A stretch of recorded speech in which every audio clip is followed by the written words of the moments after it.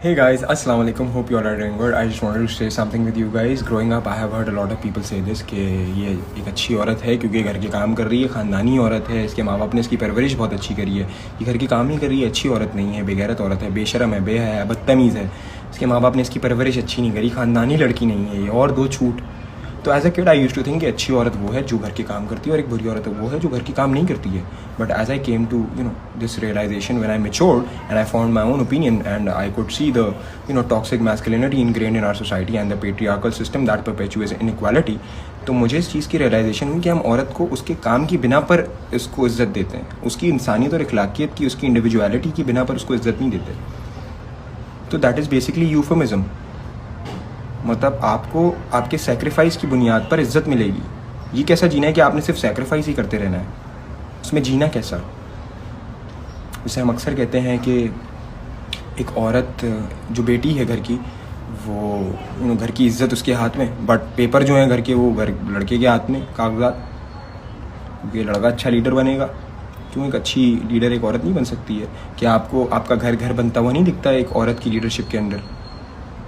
तो क्या आपकी जो लीडरशिप है वो ज़्यादा अच्छी है या उनकी जो लीडरशिप है वो कम है? लीडरशिप तो लीडरशिप होती है, दोनों तरीके से आपको इसकी भी ज़रूरत है और उनको इसकी भी ज़रूरत है। तो there is no team work within that. अगर आप अच्छे लीडर होते तो आप उससे अपने माँ बाप की खिदमत करवाई नहीं रहे होते उसको ये बोल के कि उसकी ड्यूटी है, क्योंकि आप फिर केयर गिवर हायर करते। बट आपको आधे लोगों को केयर गिवर का कॉन्सेप्ट नहीं पता और आधे लोगों के पास पैसे नहीं है हायर करने के, तो आपने उसकी ये ड्यूटी बना दी ऑटोमेटिकली। उसको तो रानी की तरह रखना है, लेकिन रानी की तरह कैसे रखा जाता है कि उसने आपकी माँ के टांग दबाने हैं, सुबह आपको गर्म चाय देनी है, ठंडी नहीं होनी चाहिए, चीनी हिसाब की होनी चाहिए, खाना बनाना है, फिर उसने दोपहर का बच्चे भी उसने देखने हैं, सारे काम करने, और रात को थक हार के बर्तन वर्तन मांझ के सो जाना है और फिर सुबह उठ के अगले दिन फिर वही करना है। और उसके बाद आप कहते हैं कि एक औरत कर ही क्या सकती है?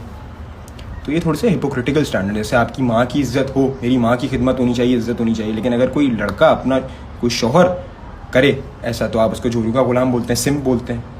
तो ये कैसे हिपोक्रिटिकल स्टैंडर्ड्स हैं हमारी सोसाइटी के अंदर? हम अक्सर कहते हैं कि हम अपनी बेटी में इन्वेस्ट नहीं करेंगे क्योंकि ये तो पराए घर की, इसने चले जाना। I think that is the idea और आइडियोलॉजी यू हैव, जिसकी वजह से एक औरत अपने आप को टॉक्सिक मैनिपुलेटिव हाउस होल्ड में एडजस्ट करती है, वर्बली और मेंटली अब्यूजिव लोगों के साथ रहती है, फिजिकली अब्यूजिव लोगों के साथ रहती है।